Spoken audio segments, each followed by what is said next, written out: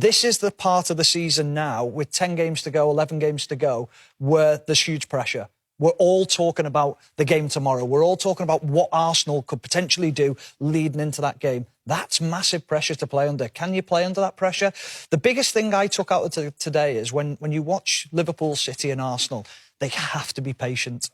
And there was a great deal of patience today with Arsenal. They could have rushed things. I agree with what Graham says there. There is a bit of emotion that needs to come out of it.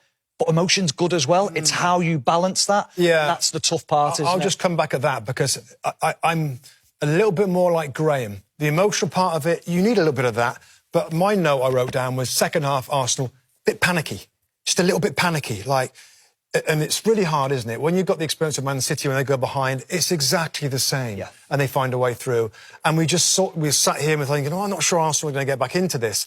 But so the emotional side of it, it's really tricky not to be too emotional, but kind of keep playing the same way. And back on the emotion that I did like was the defenders. I mean, Gabriel and Saliba. I mean, Gabriel was like a man possessed. Really strong, really aggressive, high fives and all that. And Ben White came over.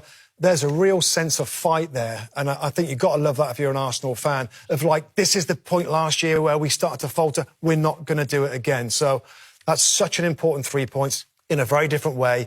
They're not going to win every game by 4 or 5 goals.